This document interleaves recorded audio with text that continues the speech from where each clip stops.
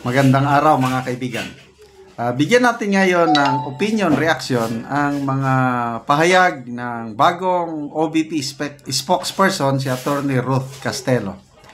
Napakagandang pakinggan ang pagsasalita ng spokesperson ito. Malayong malayo kay Auntie Claire. So, dapat ganito ang mga spokesperson, hindi yung palaban. Yung nag-i-enlighten, nag-i-inform kung ano ang ginagawa ng gobyerno. Ganyan ang spokesperson, hindi yung attack dog. Ito, pakinggan natin ang salita niya na may patama kagad. I am not an attack dog, sabi niya. Attack dog. I am not. Nag-uusap na po kayo ng Vice President Sara Duterte. Ano yung hiling niya sa iyo bilang spokesperson po ng Office of the Vice President? The instructions are, number one, I am not an attack dog. Yun. So, not being an attack dog, I will not go on the offensive. Wow. I will just report. I'll be straightforward, report on what message the Office of the Vice President needs. And that's basically it, actually. No other instructions. Well, of course, except that I will need to be firm when I need to be firm, but I need to be soft as well when I need to be soft. So, for sure, in what sense? Sorry. Sa gitna po ng mga issues, No, because I believe in the leader, and the leader can handle it herself. Right? I'm just a support staff, cheerleader. I am not ulitin. an attack dog. I am not an attack nag-uusap dog. na po kayo ng Vice President Sara Duterte. Ano yung hiling niya sa iyo bilang spokesperson po ng Office of the Vice President? The instructions are, number one, I am not an attack dog. So, not being an attack dog, I will not go on the offensive. I will just report. I'll be straightforward, report on what message the Office of the Vice President needs. And that's basically it, actually. No other instructions. Well, of course, except that I will need to be firm when I need to be firm, but I need to be soft as well when I need to be soft. So, for sure, in what sense? Sorry. Sa gitna po ng mga issues, No, because I believe in the leader, and the leader can handle it herself. Right? I'm just a support staff, cheerleader.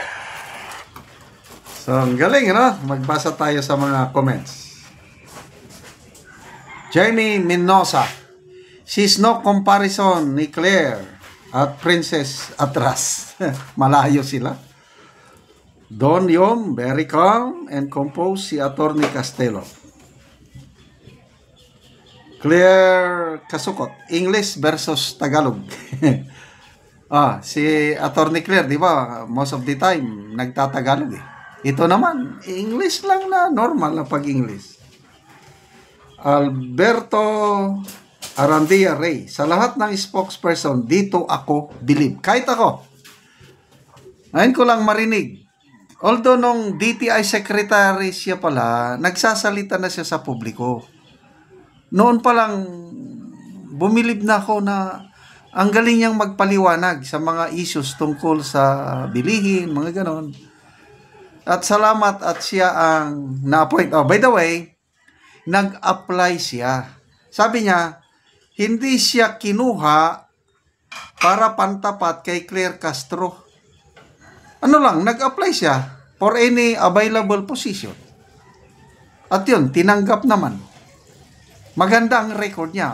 Mamaya, basahin ko yung mayroong article ng Rappler, Meet the new OBP spokesperson. Ang ganda ang pagkasulat. Very professional, sabi ni Roger Yator. Maricel Laguna, professional spokesperson, great. Diamante CEO. Yan ang spokesperson, professional talaga, mag-handle ng kanyang trabaho, keep it in good man, more pa. Kaparehas siya ni Attorney Trixie Angeles. Yung ilang buwan lang si Attorney Trixie as PCO secretary, then nag-briefing. Nakangiti si Attorney Trixie, malumanay, very respectful sa media. Yun ang so kaparehas niya sa Attorney Ruth. Pagdating naman kay Attorney Abante at Attorney Claire, I'm sorry, personal observation ko lang ito, malayo. Okay, so tignan natin ang mga... Okay, sandali ha. Ito. Castelo previously served as Undersecretary for Consumer Protection Group of the Department of Trade and Industry from 2018 to 2023. So, kahit panahon na ng Marcos administration, nag-serve pa rin siya. So, from Duterte to Marcos, nandyan siya. Umalis lang siya noong 2023. Ganito, she was placed on floating status in 2023 after a complaint for grave misconduct, serious dishonesty, and grave abuse of authority was filed against her before the Office of the Ombudsman following a raid she authorized on TYT Lucky Steel Corporation in Davao City. Ito ang magandang record niya. Nag-order siya ng raid sa isang kumpanya sa Davao City, Lucky Steel Corporation. Okay. So, sinampan siya ng kaso. So, kaya natanggal siya, natanggal. Well then, Castelo said, the Ombudsman dismissed the complaint. She said she has yet to receive any notice regarding the disbarment case filed against her by the steel company. So, dalawa ang birada sa kanya ng kumpanya na pinarate niya. Disbarment case at saka kaso sa ombudsman. Sa ombudsman, dismiss na. So, my guts ito. Palaban. Okay. Sabi niya, I did something. Yung pagparade niya sa kumpanya. I did something that any honest working official in the government will do. And I was put in hot water for that. And so I was floated. And then I eventually left the department in December of 2023. And me being keen on being the spokesperson of the Office of the Vice President, it is my way of returning or giving back to the country what I know it deserves and what I know that it means. It was not a good separation for me from the department because I was doing what was right and I was doing what the country needed. Biruin mo yan, iparade mo ang malaking kumpanya. O, di tapos ang raid, sinampan siya ng kaso. Floating siya, and then dismiss ang kaso.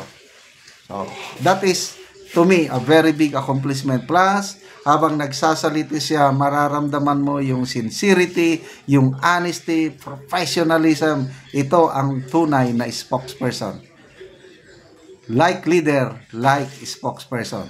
Yung kabila, bahala na sila kung sinong sinusundan nilang mga leader nila. Okay, salamat mga kaibigan sa inyong pagsubaybay sa ating channel. Nakakatulong kayo ng malaki sa tribong Talaandig ng Bukidnon dahil ang sweldo natin sa channel na ito is pantulong natin ito sa tribo. Sa ngayon, namimigay tayo ng mga libreng yero at pako para makapagpatayo ng mas maayos na tirahan ang tribong Talaandig. Panoorin ninyo ang video na ito.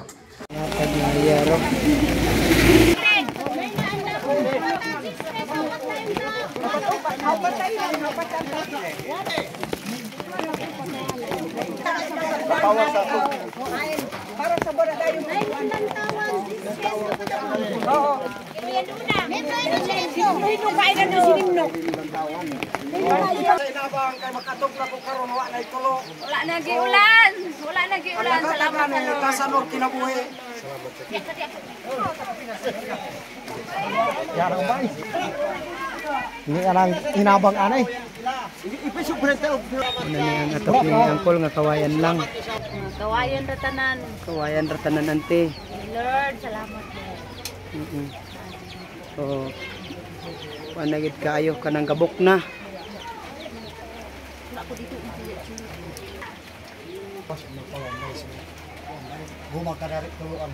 O karon ante, pila na ni katuig imong balay?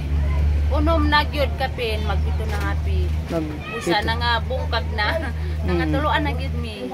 Salamat sa Lord kay naagi nakaabot sa mua. Grasya pag ampo na. Salamat unta nga magpadayon gyud ang magkuan sa amo ang maghatag og grasya sa sin o bisag unsa pa di ang iyang kaluoy sa amo. Lord, salamat. Pinasa nagtabang sa sin, unta nga magpadayon pag yun. Ay naapagyud ko anak nga wala pagyud. Lagi. So kaila ko naman gid si ante, sige lang ante ang panalangin. Oo. So si ante nagilak na siya sa kalipay sa iyang gibati na natagaan siya og sin. Sige ante, salamat.